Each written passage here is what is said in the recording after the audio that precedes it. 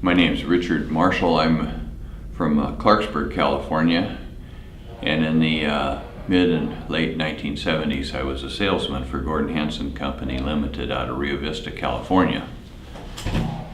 Gordon Hansen Company was a very early international harvester dealer back to, I don't know, I suppose in the 1920s. Before that it was Brown's Hardware in Rio Vista, and they sold all types of supplies to the local farmers. And when the tractors started to come out and they got into the tractor business, they used to bring their equipment in by water, because it was not a rail-served community, and they would float them in on these barges. And they didn't have a really good unloading dock, and this is pre-OSHA days, so they had, story was they were unloading an F-12, so this would have been in the 1930s. And of course the barge is kind of doing this, and the Sacramento River at Rio Vista is quite wide. I'm estimating maybe 3/4 of a mile wide. It's a huge waterway at that point. And so they had these ramps on this thing, and they're going to unload this tractor. And so Mr. Gordon Sr. Turned to one of their young employees and he said, "I want you to drive that tractor off of there." And he says, "Well, why do I have to drive it off of there?" And he said, "You're the only one that's not married. I don't have any kids." So they got it off of there, and the early tractors had when you turned the steering wheel totally, it put the brake on. So this kid drove his tractor off of there, and he wanted to turn right, and he turned sharply right, and the tractor came clear around in a circle with the brake on, and he got it all stopped, and they all looked at each other, and he says, "I think we need to read the book on this, how to drive this old tractor." Gordon Hansen Company was a very innovative company and worked closely with Harvester Company. One of the things that a lot of people have forgotten is that Harvester Company in the especially from about 1930 to 1960, I would say, really had a corner on the market. They had a good dealer network, they had a wide variety of products, and it had to be a destination for a lot of young engineers in those years. To meet the local needs of the farming community, Harvester Company had what they called works around the country. I don't know where they all were, there's a list of them somewhere, but there was the Stockton Works, and the Stockton Works built products and did R&D on products that were suitable for the local community there. And one of the things that we do out in California in our farming is we early on started chiseling the ground, because we don't get the cold winters that they get throughout the rest of the country that loosens the soil. And so the Stockton Works worked with the now I'm speculating here, but there were products called Kilifer, and I don't know the history of Kilifer, but they developed these chisels that were just these great big iron teeth that went down in the ground, and we chiseled the land. Also ditch plows were built there, and I think they built balers there because we had a different need for balers. I remember my father was a very exclusive user of international products, and he had 55 AW baler. I think they needed to make an improvement in the knotter, because when we would get up as kids, we would look out, and Dad, out in California, we bale at night because the dew on the alfalfa it can't be too wet, but you don't want it to be too dry either, so that the leaves stay on the stem. So they bale a lot at night. My dad would go out at 1 or 2 in the morning, and he would check the hay, and he'd either go back to bed or he'd start baling. And we would look out there and we would kind of count the bales. And if there weren't very many bales to count, you didn't want to go out there because Dad was not in a good mood. What else? Well, the Gordon Hansen Company worked with the Stockton Works on a lot of neat products for asparagus, high clearance, and trying to develop products for the local area. They were a very solid dealership for many, many years. One of our customers was the M&T Farms, which was on Staten Island. It was a 9,600 acre farm that was on one of the islands. Well, we call them islands in the Delta because they're surrounded by waterways, sloughs, and rivers. And M&T was a very good place for Harvester Company to take some of their prototype, especially combines. They tried the rotary harvester out there secretly. Even those of us in the dealership could not go out there. They did not want anybody out there seeing what they were doing. I think not only to see what they were doing, but they didn't want to see what didn't work, because I'm sure they had some failures. And Claire Davis was the manager of that farm in those days, and it was just a great place to try this stuff out, because nobody, unless you went out there in a boat, you couldn't get out there. The International Harvester Axial Flow Combine came out in, I want to say 1970. We had a discussion about this yesterday, but I'm very proud to tell you that I was the salesman that sold the first rotary combine in California and Arizona. And it was absolutely the high point of my sales career, which ran about only 10 years. The customer was Fred Kirtland. Fred Kirtland was a wonderful, very, very honest guy, salt of the earth, very conservative, not one to step out there too far. And he and his brother had farmed as Kirtland Land and Farming, and then they split up because they both had several sons, and it was just time to go their own way. So Fred needed to, because his brother Bob they had a 915 combine, and brother Bob got the combine in the separation, and so Fred needed a new combine, and I went and told him, because I had been given a briefing about the axial flow combine and what it would do, and Fred primarily grew field corn.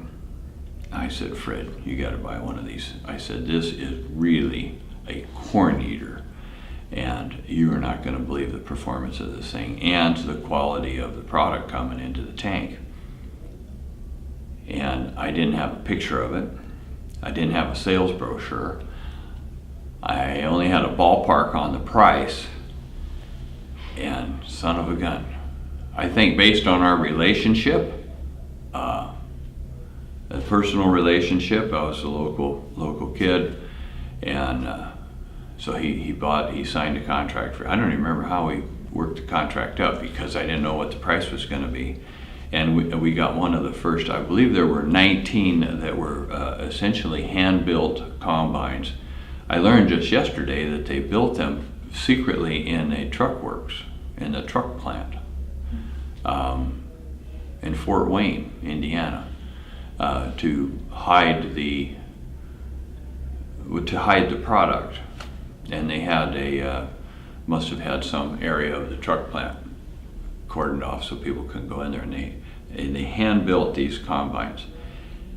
Interestingly enough, Fred Kirtland has passed away since years ago. His sons are still around, although I think they have their farm leased out, but they still have that combine, one of the original 19. And I asked him why he never traded it, and he said, he said that combine was handmade, and it was like a Swiss watch. And he said, we demonstrated some other ones, and I'd hear a little rattle here or a little something else there, and they just kept rebuilding the one that they had. It served them very well for many, many thousands of acres of corn. Sadly, Gordon Hansen Company went out of business during the 80s when I also got out of the business. It was very hard times for agriculture. I think 82 was really a tough time, and also Harvester Company merged with Case, and I went through that fiasco. That was horrible, and I'm sure others would speak to it. But you know, the unions lost, the company lost, the shareholders lost, and there were no winners in that in the demise of Harvester Company. The unions had the company so locked down, even the printing plant was unionized. We couldn't even get a brochure to show you a picture of the tractor that I couldn't provide to sell you.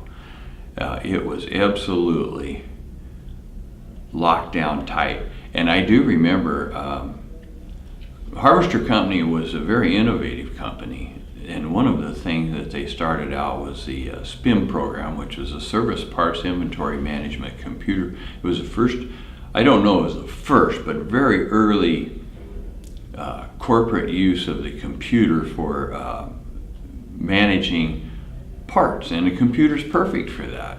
You know, you get your inventory right, sell certain bearings or parts or whatever it is. It takes it out of your inventory, also puts it into a list for reorder, and it's excellent. They didn't want the dealers talking to each other though, so the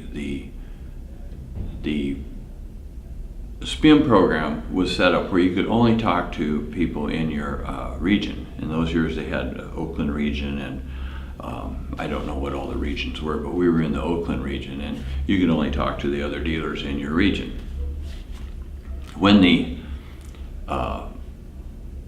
there were some humorous times though during the strike, and my boss George Campbell Gordon Jr. was absolutely the salt of the earth, and I want that recorded for history. He was a wonderful guy to work for. He was honest as the day is long and generous, and if he had a fault though, he was not really decisive, but he was a wonderful guy to work for. And he showed me one day, he said, look at this. Of course, you know, you have this barrier on the computer interaction. Well, it didn't take the dealers very long to breach that and figure out how to talk to the nationwide, and you'd get these messages with we had in those days it was a lined printer, you know, and it would pim, and out comes this message, and George was laughing because it was a message from I believe it was a dealer in Tennessee, and it said, for sale or trade, one dealer of the year ring for a 1066 with the following specifications. Because you know the problem with there were many problems with the strike, but one of which was that if you can picture a barrel with things in it, and there's nothing going in the barrel, and the dealers were parts, you know, you needed certain things for combine, you would go out and Gordon Hansen has one, Sacramento Valley Tractor would have one, or whatever, and you're getting this stuff, but there's nothing coming in, and it got so tight on nuts and bolts and bearings and product. It was just a very, very difficult time to be in the business. So later on in '82, it became really hard to sell. President Carter took off the investment tax credit, which I believe was 15% of the sale price of products that you bought. The incentive was to get people to buy things for industry so that we would keep our industries current, also keep our factories going, and it was just an incentive to buy things. They did away with that. Also at the same time, I want to say prime interest went to 21% or something. It was gross, whatever it was way out there. So you couldn't afford to buy something unless you paid cash, because who wants to pay 22-23% interest on a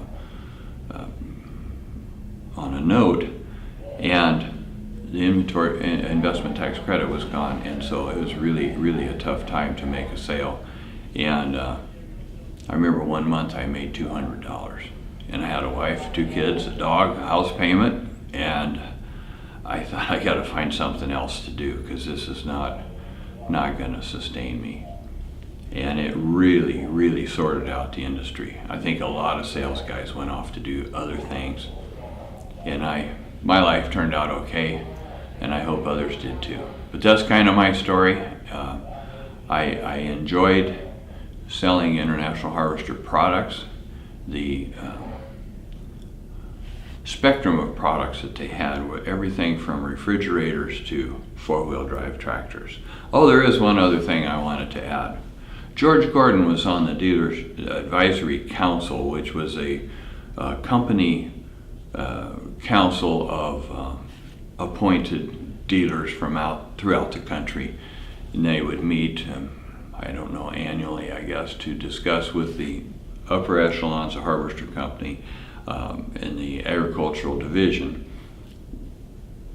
what direction they should be going with products and sales incentives and this kind of thing.